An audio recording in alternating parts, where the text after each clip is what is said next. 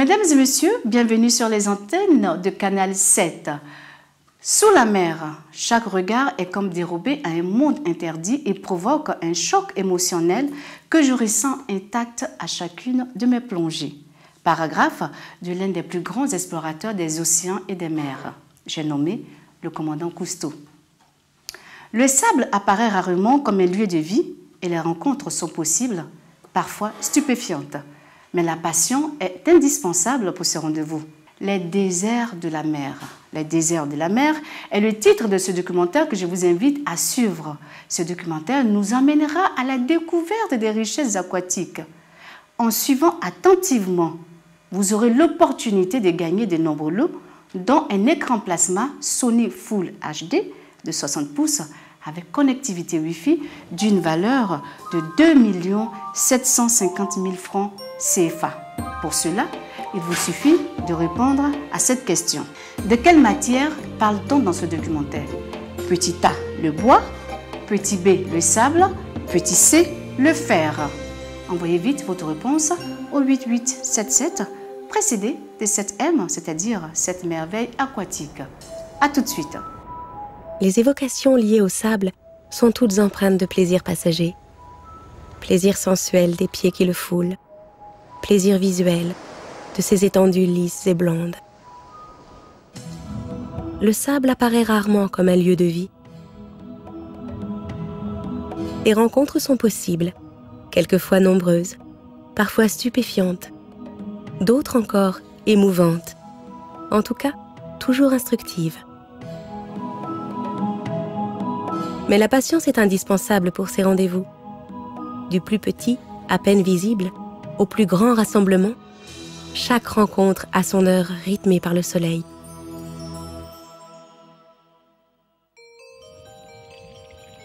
Au lever du jour, on trouve des poissons qui dorment encore, tandis que d'autres sont déjà en activité. Ce sont des individus isolés qui se sont mis en quête de nourriture.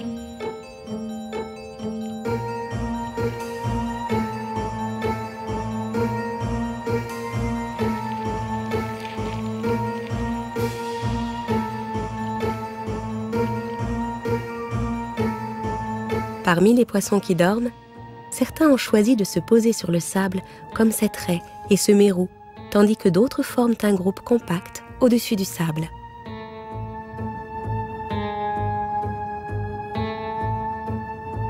Rassemblés pour la nuit, ce banc de mulets se disperse de manière paresseuse. Ils n'ont pas le choix, car une carangue rôde dans les parages.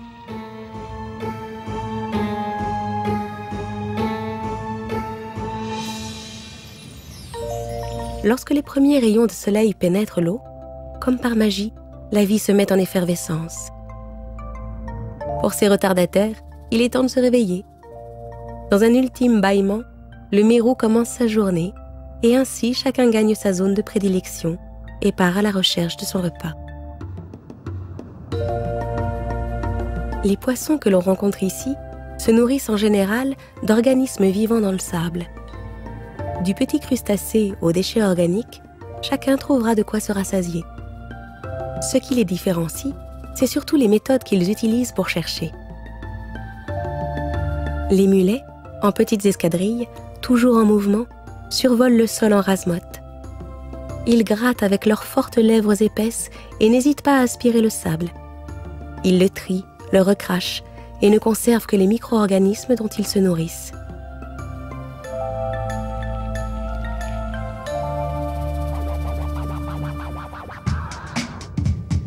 Ces jeunes poissons-chats cherchent eux aussi des petits crustacés cachés dans le sable.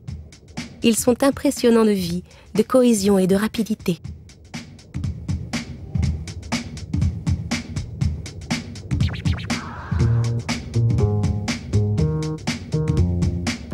Cette boule vivante qui se déplace de manière synchronisée est fascinante à regarder. Ils donnent l'impression d'être une bande de jeunes intrépides et on ne sait plus ce qui l'emporte entre le jeu et la recherche de nourriture.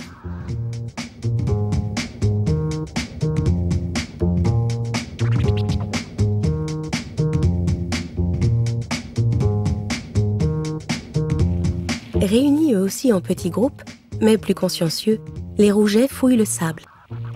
Telle une horde frénétique, ils cherchent de manière méthodique, avec leurs barbillons situés en dessous du menton. Ces antennes leur permettent de toucher et de sentir les vers et les crustacés qu'ils affectionnent.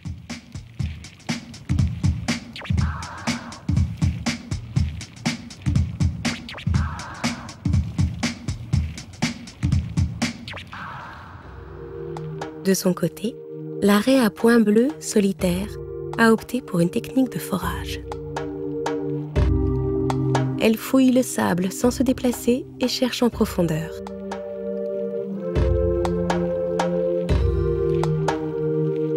Grande travailleuse, elle laisse derrière elle un nuage de sédiments. Mais elle n'est pas si solitaire que ça. En effet, elle est suivie de près par ce poisson qui la surveille.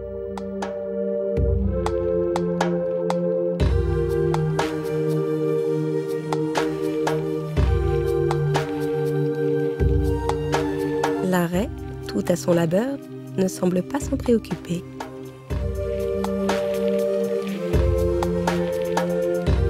L'a-t-elle vu?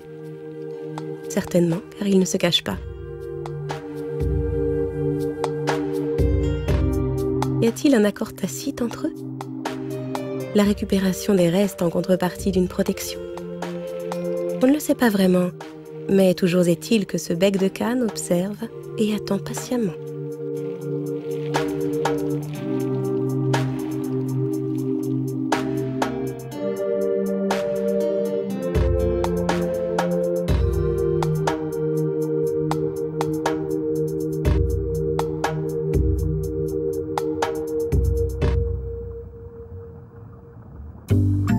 Plus loin, sur les zones exposées au courant, une colonie d'anguilles jardinières fait son apparition.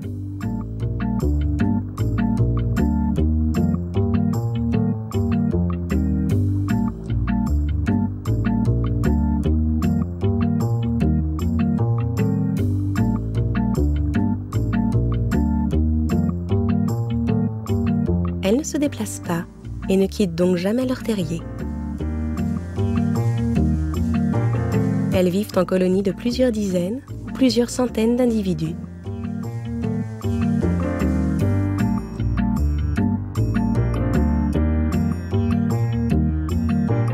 Chacune se tient dans une longue galerie creusée dans le sable où elle se réfugie dès qu'elle se sent menacée.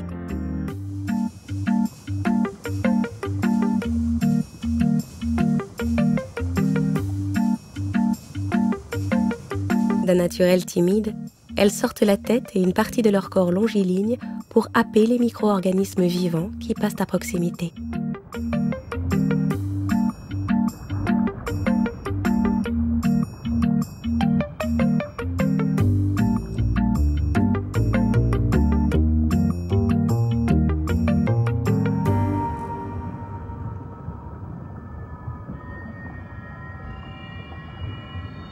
D'autres aussi raffolent de ces organismes invisibles. Ce sont les maquereaux qui tournoient dans le soleil.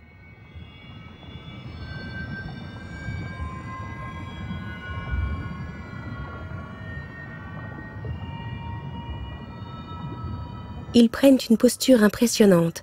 L'ouverture de leur bouche devient plus large que leur corps, et ils filtrent ainsi l'eau de mer.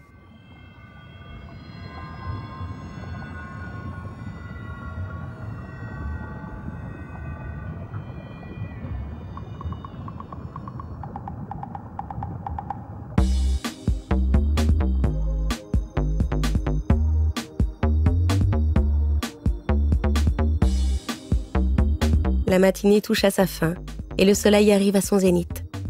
Pour certains opportunistes, c'est encore l'heure du repas.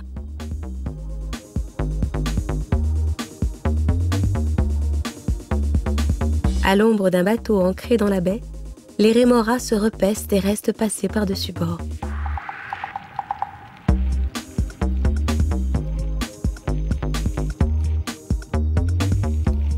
Cette pomme de terre devient alors l'objet de toutes les convoitises.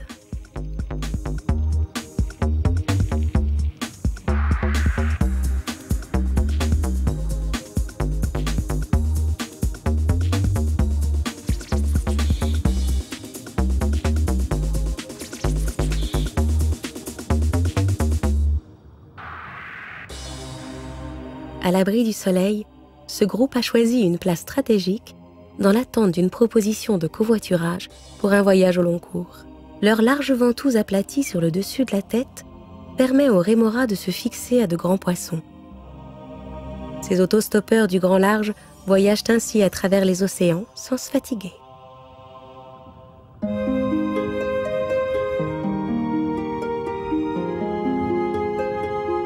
Et les rémoras se lancent dans un long voyage grâce à cette tortue.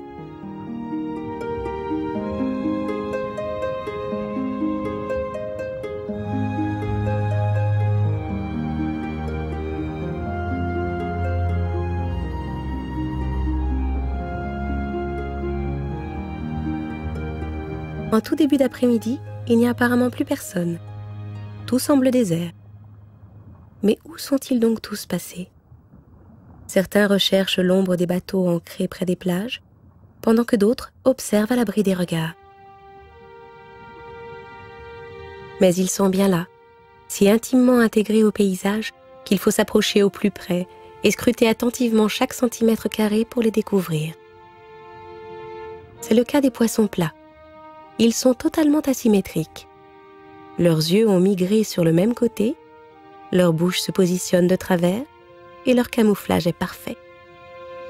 Il faut presque savoir qu'on va les trouver dans les parages pour les remarquer.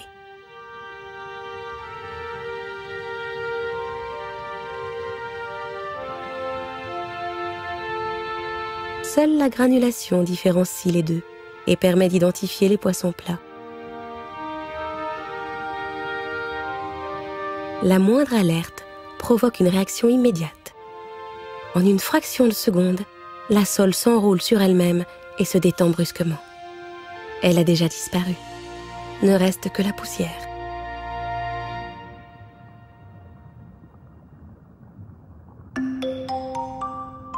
Autres champions du mimétisme, les hippocampes et les cygnates, proches parents, sont reconnaissables à leur même museau tubulaire. Leur régime alimentaire est constitué de petits crustacés qui vivent sur le fond. Ils se fondent eux aussi dans leur environnement par leur coloration ou leur morphologie. Ici, sur le sable, on devine l'hippocampe. Ballotté par le courant, il semble fragile et on comprend qu'il s'empresse de s'accrocher au premier support venu. Une fois solidement arrimé, pareil à un lambeau d'algues, il commence son frugal repas. Il picore, avec préciosité, ça et là, et s'étire au maximum dans l'espoir d'un petit supplément. Son camouflage très sophistiqué imite à la perfection les particules végétales.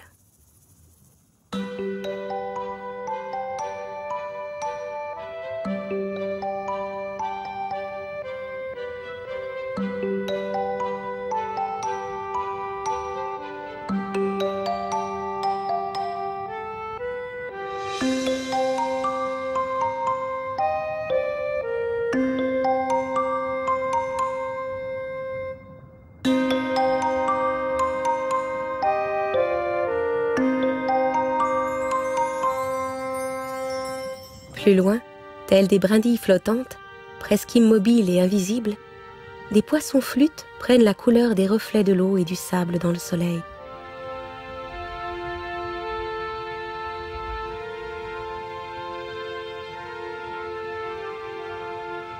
La transparence de leur corps évoque la fragilité du verre. Perfectionnistes dans l'art du camouflage, seule leur ombre est décelable.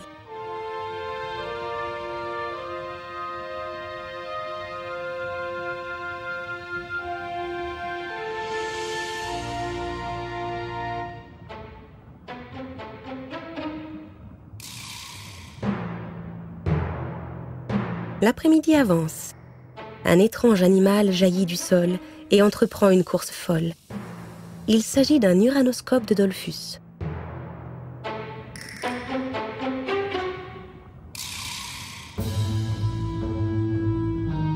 Il est reconnaissable à la marque noire qu'il porte sur la première nageoire dorsale. L'extrémité supérieure de chaque opercule porte une épine venimeuse qui le rend dangereux.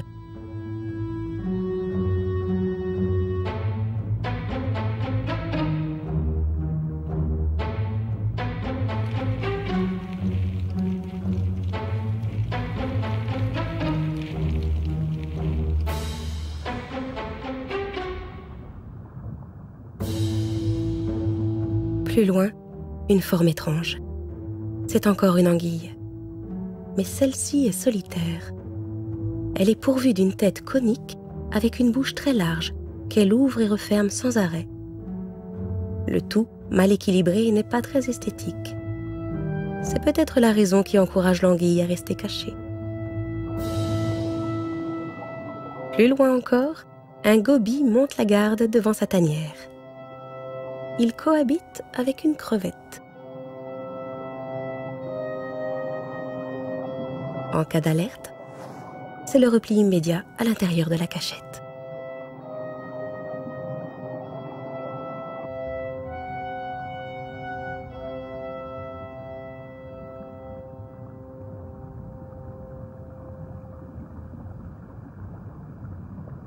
Alors qu'à première vue, tout semblait désertique et inanimé, ce petit tour sur le sable démontre la richesse de la vie qui s'y trouve.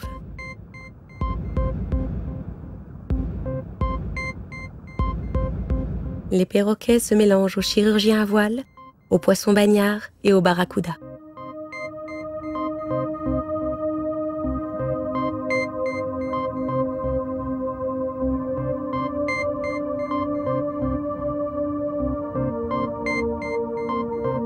Ce banc de barracudas semble être composé de juvéniles, car ils sont 3 ou 4 fois plus petits que les barracudas les plus communs. Et on sait aussi que les juvéniles préfèrent les eaux côtières plutôt que la pente externe du récif.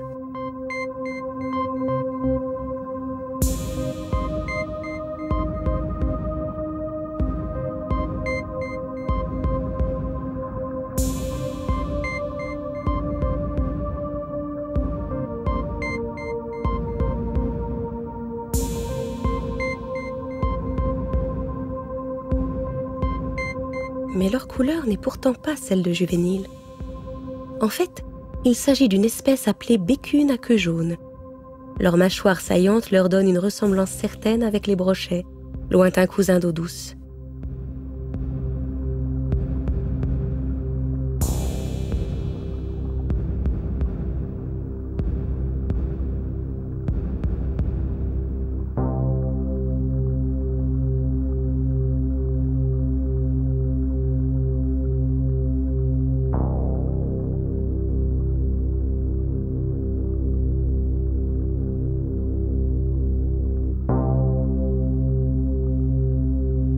La vie paraît tranquille, mais cette paix est factice. Soudain, tout s'accélère.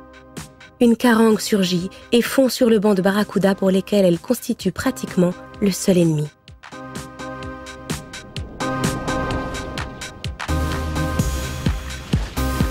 Le banc se regroupe en une véritable pelote d'aiguilles vivantes tourbillonnantes. Le danger s'intensifie avec l'arrivée d'une deuxième carangue.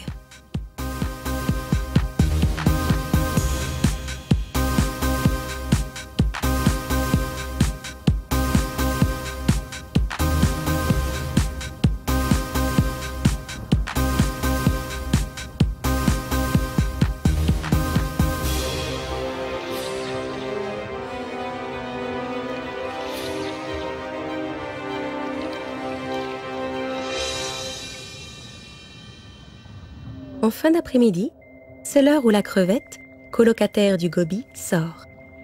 Les tâches sont partagées. Le goby assure la surveillance, pendant que la crevette s'occupe des travaux d'entretien de la maison, qui consistent en un perpétuel désensablement.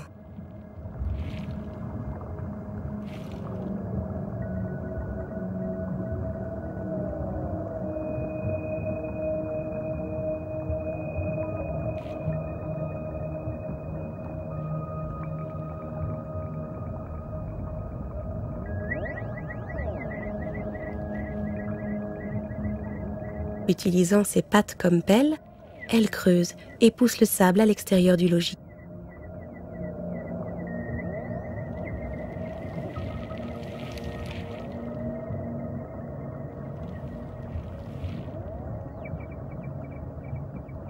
En vigile sérieux, tel qui nous est apparu pendant l'après-midi, le goby scrute l'horizon, appréhende tout mouvement suspect et avertit sa compagne presque aveugle.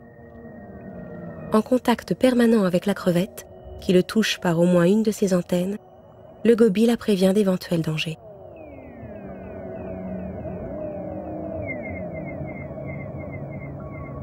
Une fois la crevette à l'intérieur, le gobie la suit immédiatement.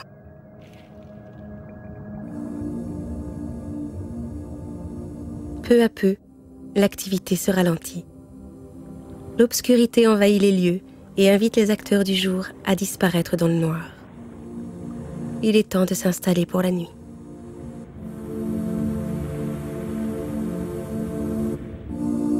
Sans paupières, les poissons se reposent les yeux ouverts. Enterrés dans le sable ou juste posés sur le sol, ils se préparent à un repos bien mérité.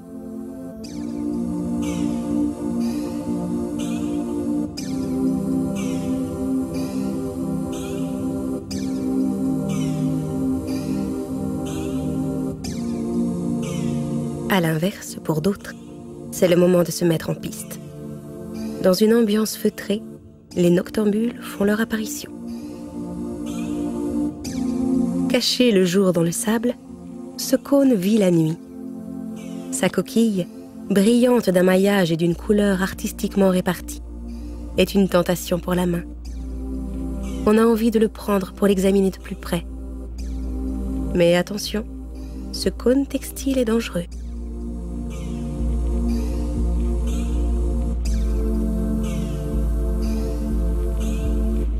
La trompe que l'on aperçoit dissimule des dards au venin mortel.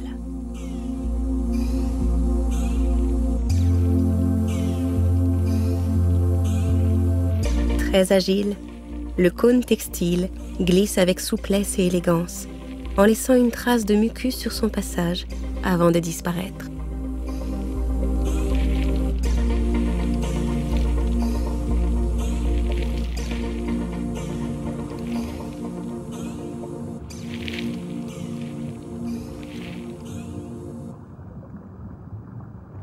Une prospection plus poussée du sable nous conduit vers un début de labyrinthe. En s'approchant, on constate que le sable bouge. On ne verra ni la tête ni la queue.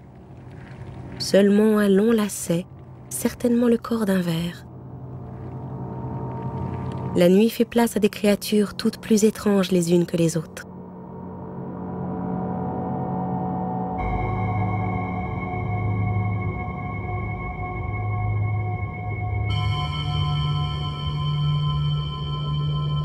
Attirés par la lumière, les rascasses volantes entrent en action. Sous leurs allures de princesses se cachent de véritables tueuses.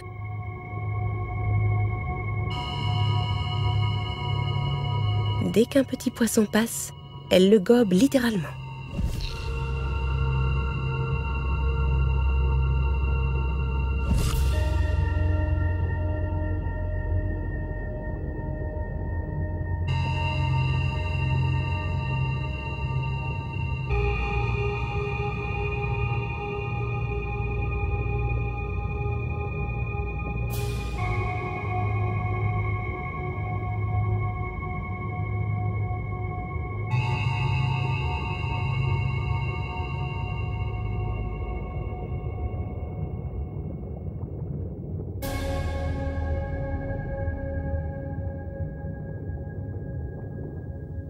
Les rascasses nous guident vers une famille d'uranoscopes.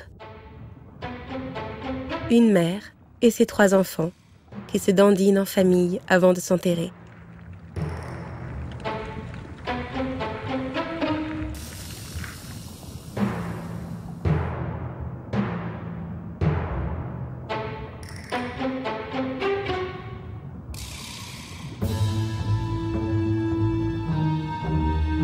Et le père, où est-il?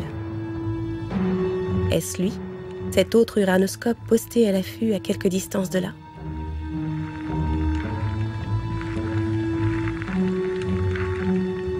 Il est maintenant complètement enfoui, les mâchoires saillantes comme une herse à dents.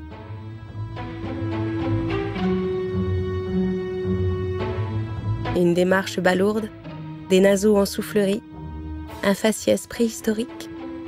Pas très beau l'uranoscope.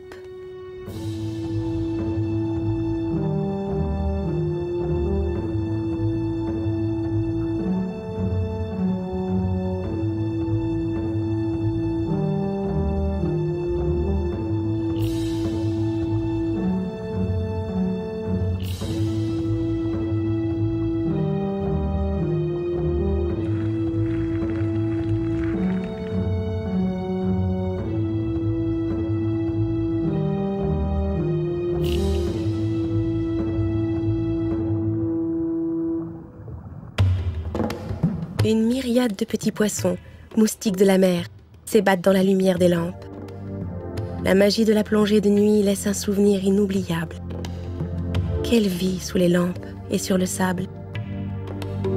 D'un abord moins spectaculaire et moins coloré que le récif, le regard sur le sable se mérite.